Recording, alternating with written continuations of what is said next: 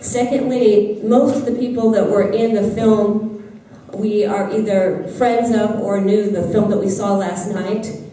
And one of those is Manish of Maui. You might know Manish of Maui, so he's the one that is coordinating the effort with Bruce Douglas on Maui.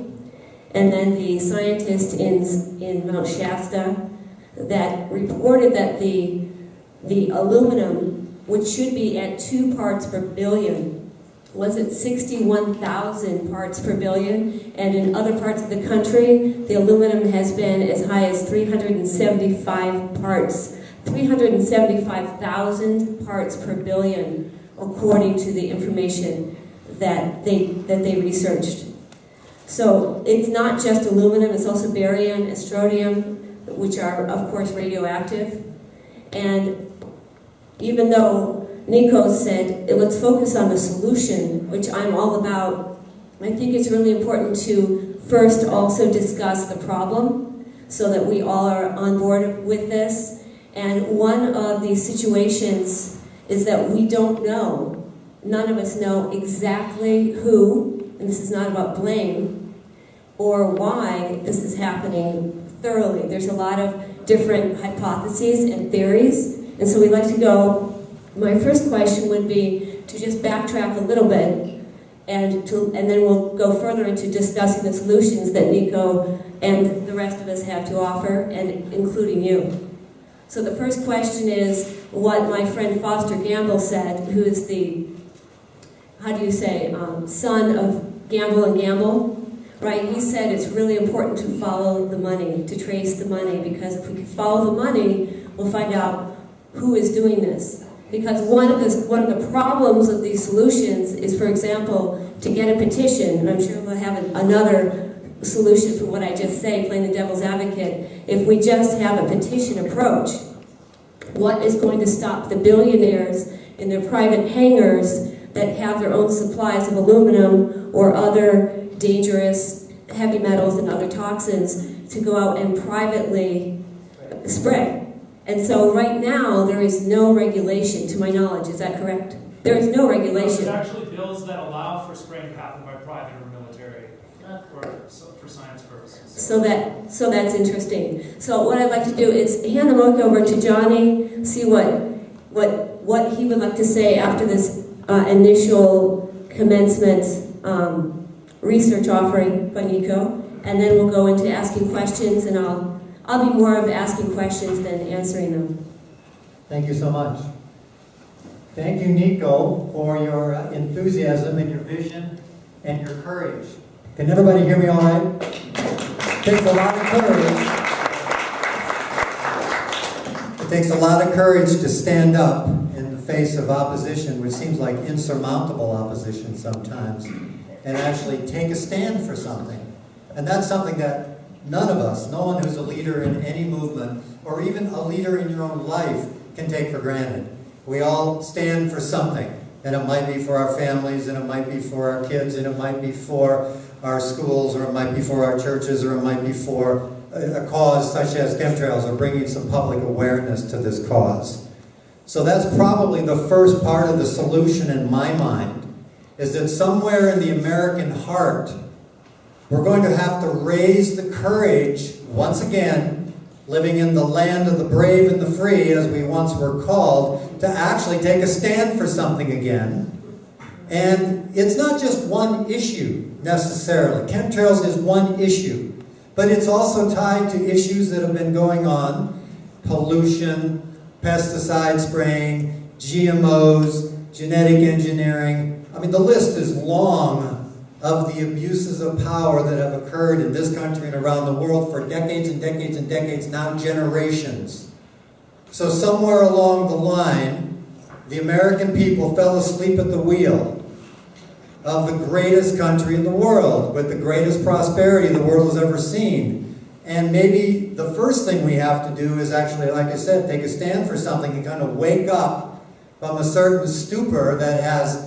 And possibly that's also because of the media, because life is good, and maybe we're a little too comfortable.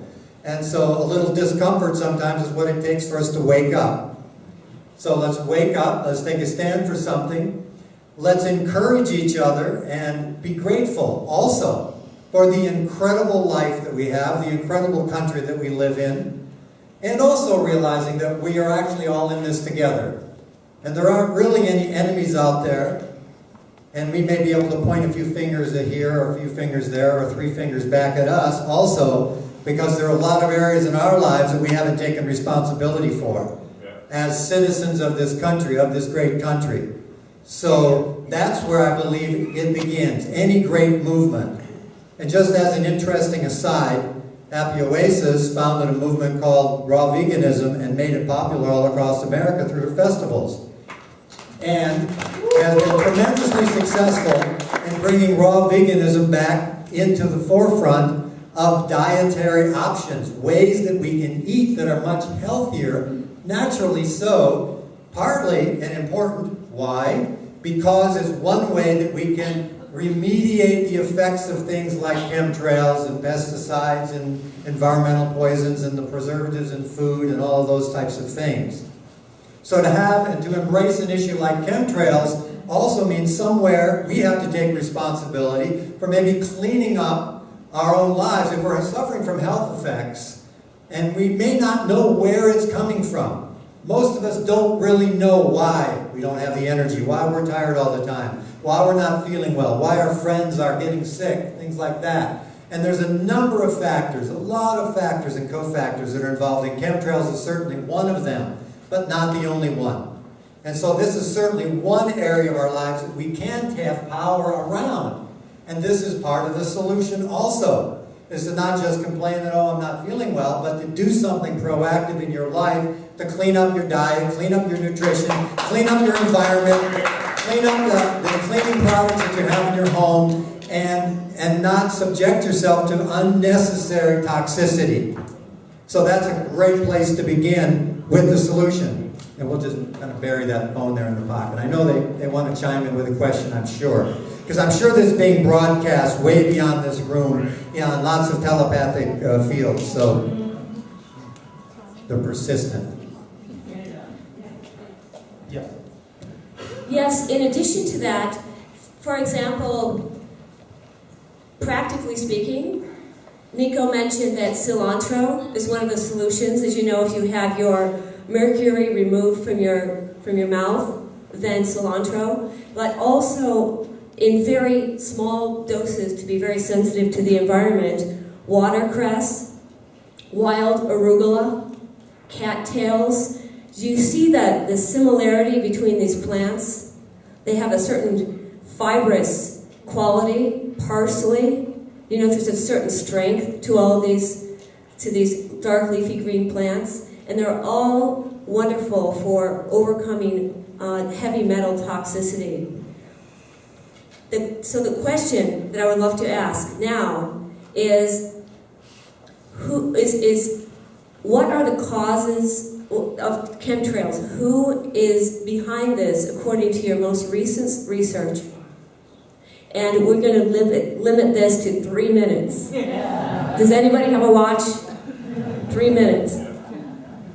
All right, so I can point out that it seems as though all the evidence shows it's just a military secret intelligence operation because they really don't want to disclose that much about it.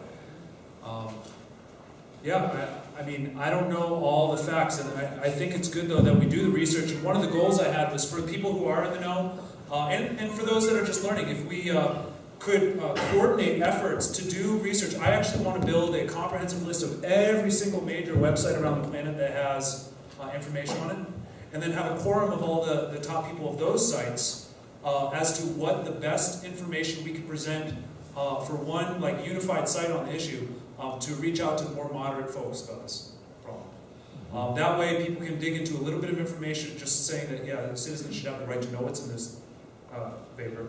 And then we can get into more information, deeper information about the different types of geoengineering that go on, the different proofs that are available behind what chemicals are actually in them and things of that nature.